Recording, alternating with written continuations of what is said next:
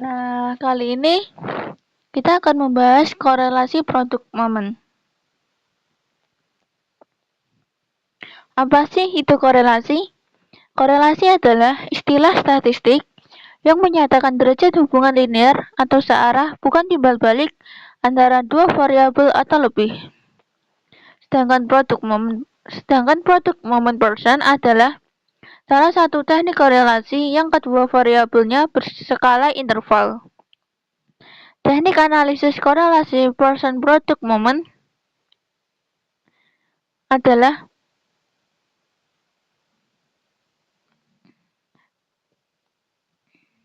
teknik yang digunakan pada data interval dan rasio dengan persyaratan tertentu. Apa sih kegunaan korelasi produk momen person? Kegunaan korelasi produk momen person adalah untuk menyatakan ada atau tidaknya hubungan antara variabel X dengan variabel Y. Yang kedua, untuk menyatakan besarnya sumbangan variabel satu terhadap yang lain yang dinyatakan dalam persen.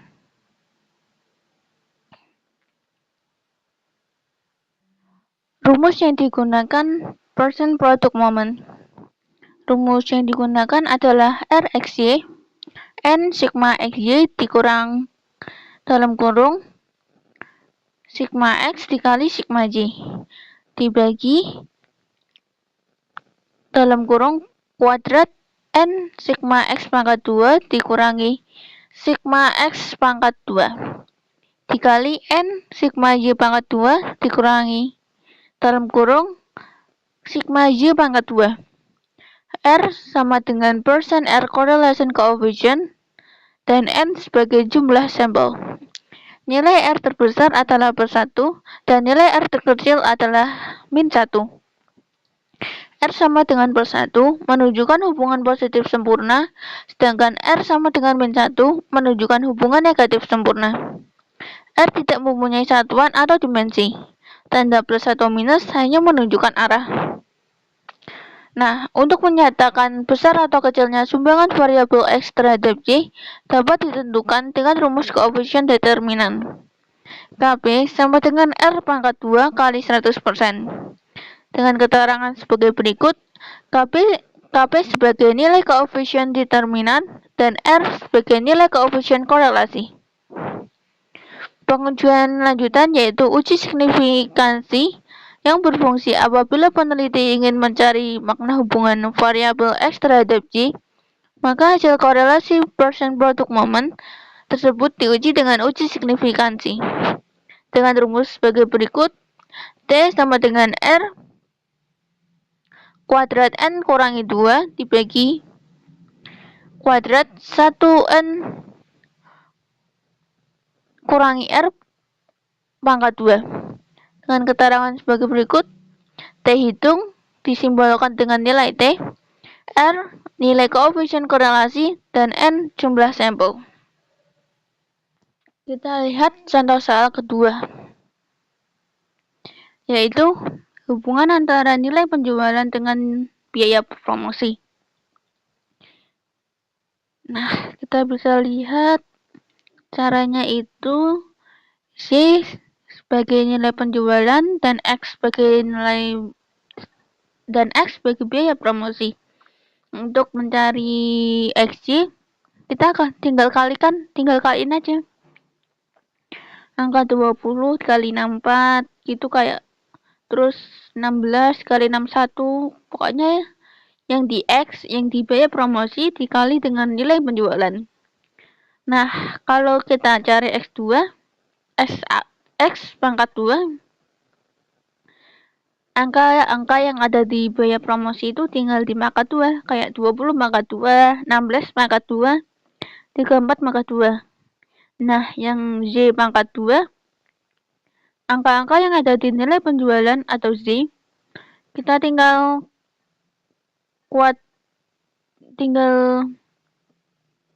pangkat 2, 64 pangkat 2, 61 pangkat 2, dan seterusnya.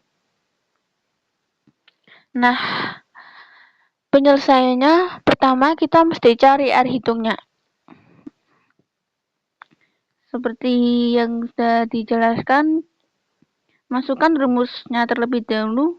R X Y sama dengan N X Y dikurang X kali Y di akar kuadrat di akar N X pangkat 2 min dalam kurung X pangkat 2 dikali N J pangkat 2 dikurangi dalam kurung C pangkat 2. Nah, kita masukkan angka-angkanya sesuai apa? Rumusnya itu. Nah, XY angka N itu 8 sesuai jumlah itu apa? Jumlah yang ada di data. Jumlah datanya ada 8. Kita masukkan XY 15.032, X 192, Y 608, terus di bawahnya juga N-nya 8, X pangkat 2-nya 4902, X. Nah, kalau pangkatnya di luar kurung itu S-nya itu X yang ini, yang biaya promosi. Jangan pakai yang X pangkat 2 yang setelah X sih. Jangan, pokoknya itu beda. Nah, 192 kurung pangkat 2. Terus dikali akar kuadrat 8 kali 17 8 kali 47.094. Nah, ini Y pangkat 2 itu diambil dari hasil penjumlahan semua ini. Yang di Y pangkat 2. Kalau ketemu hasilnya ya ketemu 47094. Terus yang Y luar kurung pangkat 2. Nah, yang Y ini diambil dari nilai penjualan.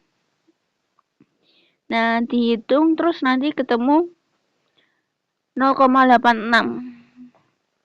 Langkah 2, kita cari taraf signifikansinya, yaitu A sama dengan 0,05. Cari R tabel dengan DF, kok DF? Maksud saya DK sama dengan 8 kurangi 2 sama dengan 6, yang berarti 0,707. Nah, kalau udah ketemu semua, kita tentuin kriteria pengujiannya. Jika R tabel kurang dari R hitung,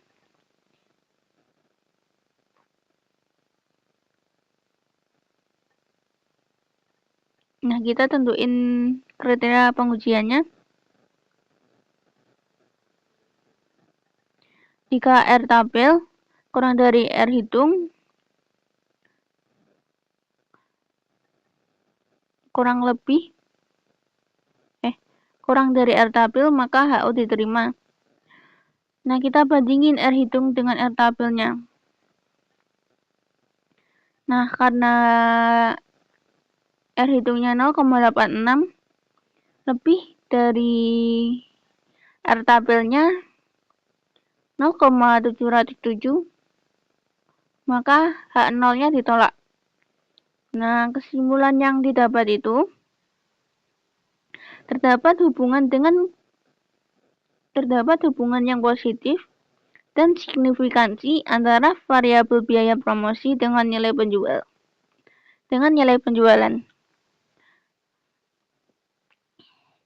Sekian materi yang saya sampaikan tentang korelasi produk momen, statistika parametrik.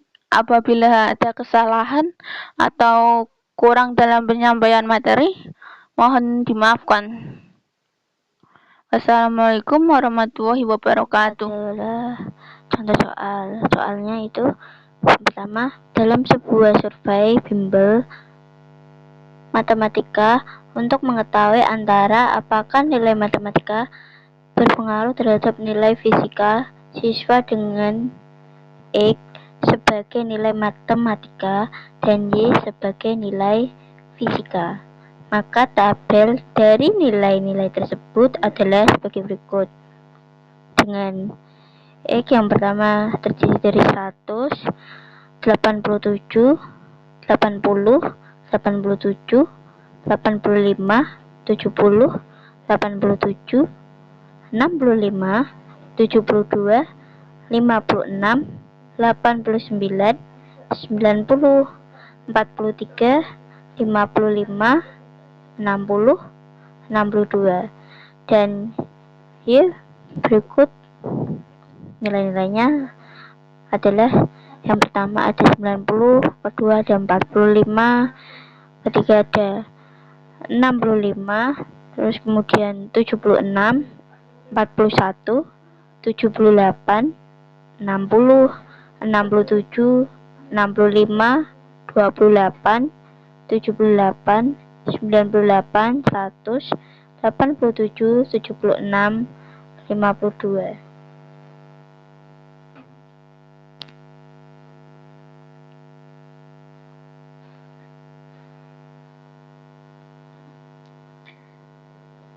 Berikut ini adalah penyelesaiannya. Yang pertama kita harus merumuskan hipotesis. Jadi ini HA adalah terdapat hubungan antara nilai matematika dengan nilai fisika siswa, dan HO itu tidak terdapat hubungan antara nilai matematika dengan nilai fisika siswa. Nah, yang kedua ini kita harus merumuskan hipotesis dalam bentuk statistik. HA sama dengan R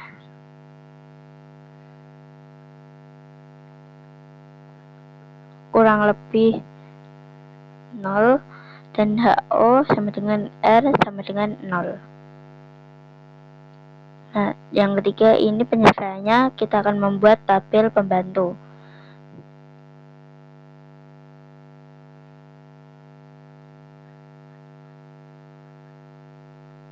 Nah, di sini kita akan memasukkan semua angkanya. Di sini terdapat X dan dari nilai 100 sampai 62 itu hasilnya adalah 1168. Kemudian dari Y kita masukkan angkanya dari 90 dan seterusnya itu sampai ke 54 yang paling bawah, dan hasilnya adalah 1128. Nah, ini untuk mendapatkan X kuadrat itu adalah angka dari X dipangkatkan 2, maka hasilnya menjadi 8000.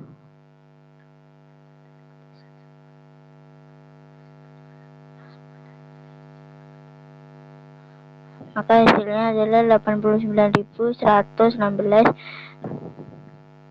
Nah, yang kedua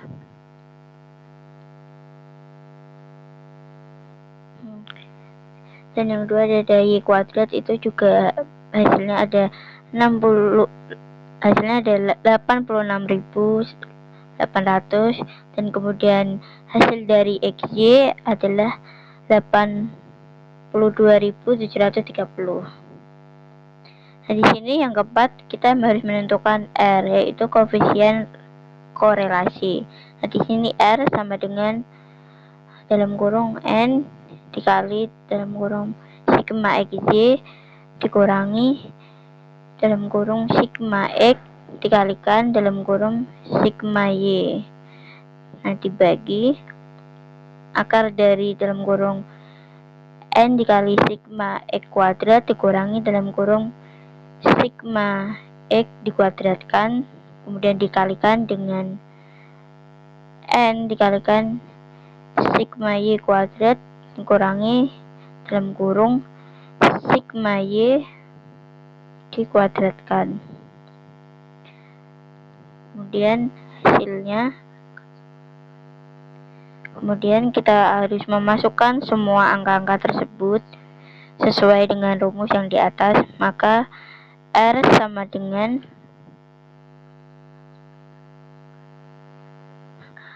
berdasarkan semua angka yang dimasukkan di sini adalah 0,077. Nah, yang kelima, kita harus menentukan KP atau koefisien determinan. KP sama dengan R kuadrat dikalikan 100% sama dengan 0,077 dikuadratkan dikalikan 100%, maka hasilnya adalah 0,5%. Yang keenam, uji signifikansi. Kita hitung sama dengan nilai terhitung sama dengan R integral dalam kurung N kurangi 2 sama dengan 0,576, terus integral dalam kurung dari 1 R kuadrat dengan ketentuan terhitung lebih dari sama dengan T tabel, maka signifikan. Terhitung kurang dari T tabel, maka tidak signifikan. Yang 7, menentukan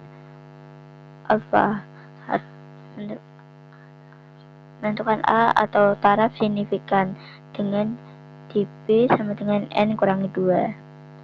Nah, dB sama dengan 16 kurangi 2 sama dengan 24. Diperoleh nilai T tabel sama kurangi 3 1,761, dan ternyata terhitung lebih kecil dari T tabel atau 0,76, lebih kecil dari 1,761, maka tidak signifikan dan HO diterima.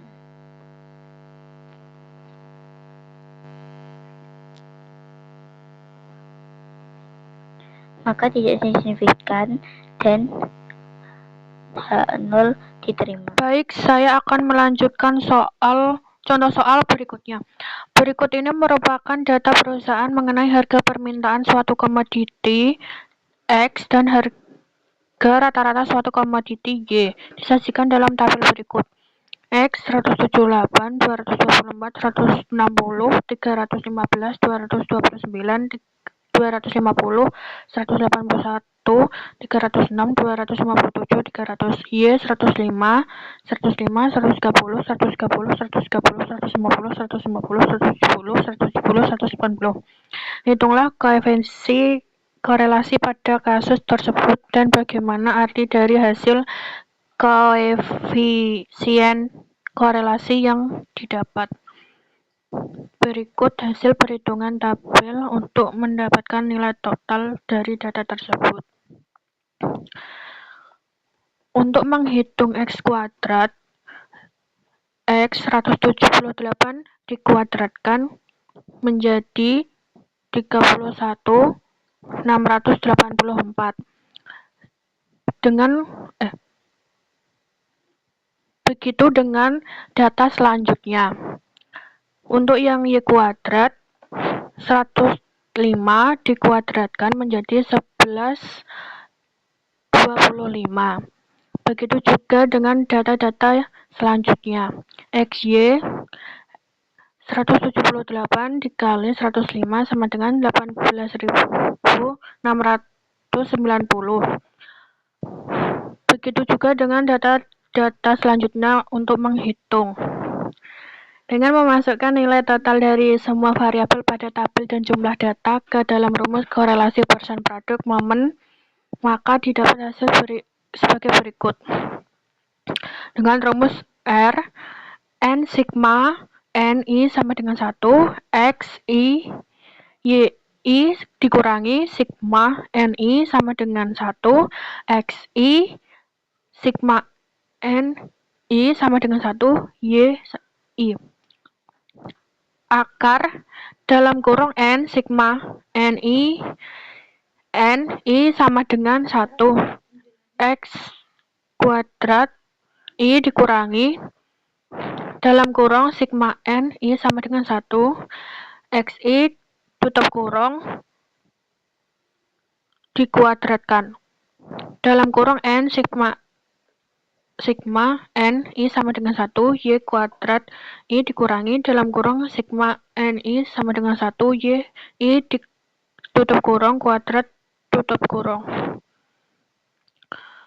R sama dengan 10 dalam kurung 34, 80, 90 tutup kurung dikurangi 2400 dalam kurung 1420 dalam kurung akar dalam kurung 10 dalam 10 dalam kurung 60.472 tutup kurung dikurangi 2400 dikuadratkan dalam kurung 10 dalam kurung 20.079 50 dalam kurung dikurangi 1420 tutup kurung kuadrat tutup kurung.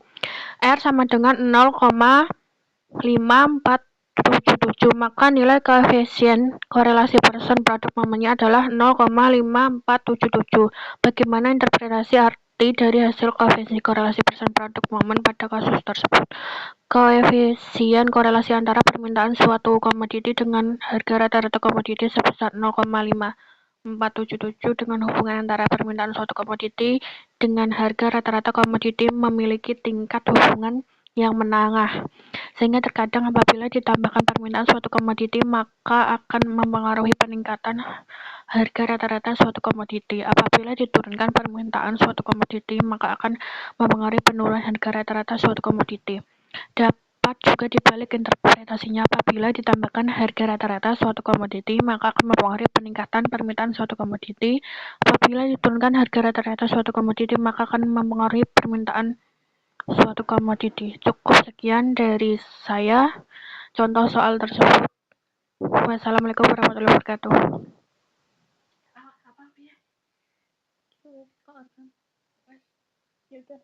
Thank you, Elmer!